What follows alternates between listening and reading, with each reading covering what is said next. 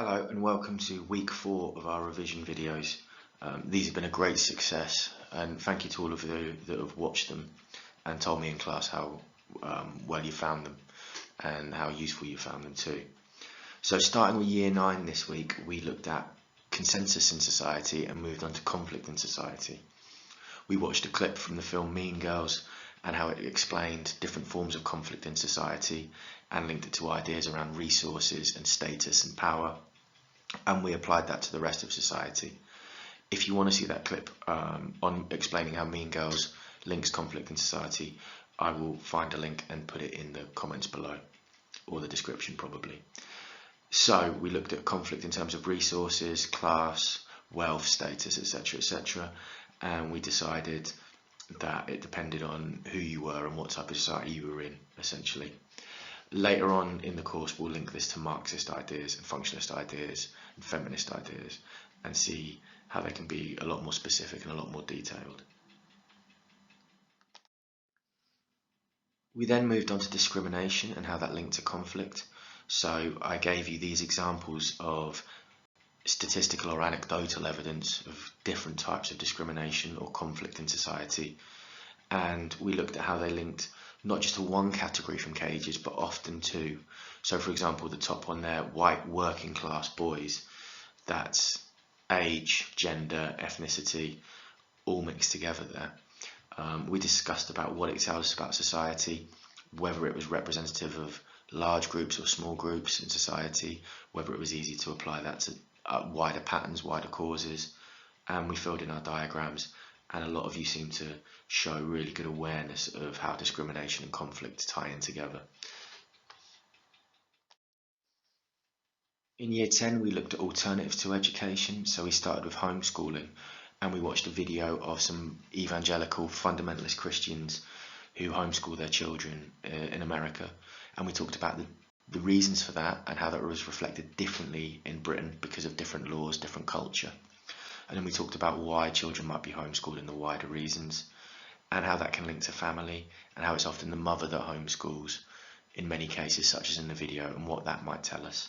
And we analysed the reasons and beliefs they gave in the video and what that meant to us and how we could apply that to a British setting. We then moved on to the case study of Summerhill School in Suffolk. You may remember it's from just down the road where I grew up, and it's a very unique school and very famous for its methods. So a lot of you were very surprised by it, and a lot of you were very critical of it.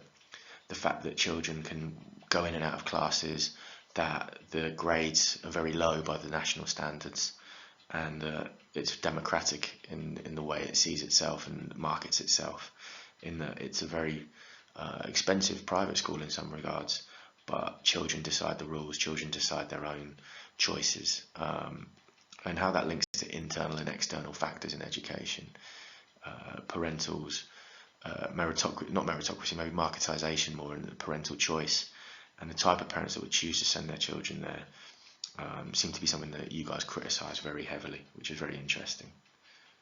So if you link that to homeschooling, we're seeing very much these very marginal ideas outside of state school.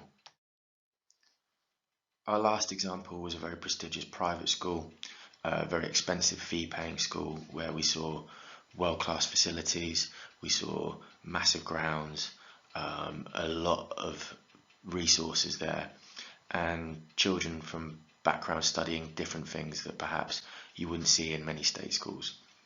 And it was interesting, this split the class a lot more. Some really said they would love to go, that getting those kind of grades and that kind of outcome and that kind of network would be very good for them. Some not so sure. I think the thing which really stuck out in class was this idea that 7% of children go to a private school in this country, but make up roughly 50 to 70% of the top jobs. So the highest paid jobs, really the most prestigious jobs in this country. And we talked about what that meant and how this was very different to all the other school types that we'd looked at previously.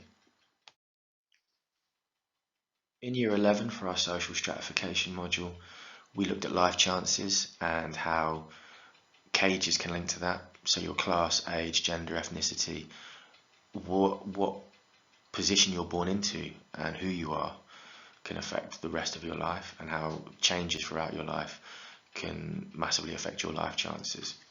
We then built this into a really nice diagram, and I saw some excellent work in these, really good, where you applied all these different studies from the course to your diagram and talked about whether Britain was meritocratic or not.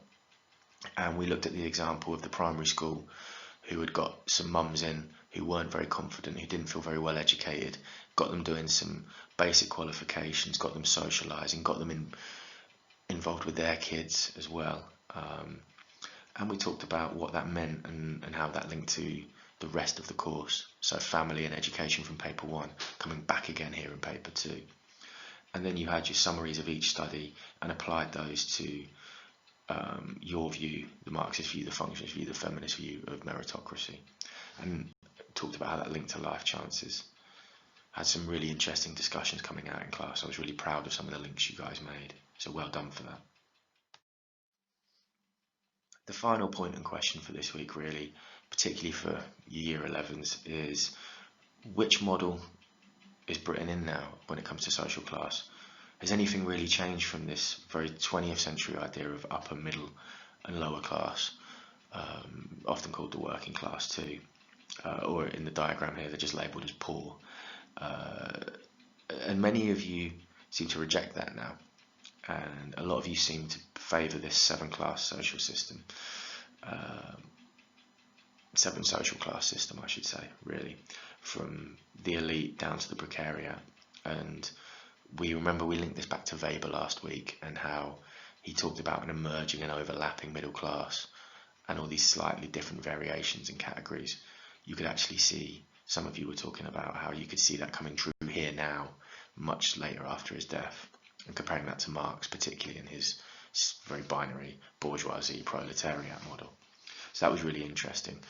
Take these ideas on board, use them in your upcoming mock exams, use them obviously in the final exams at the end of the year too.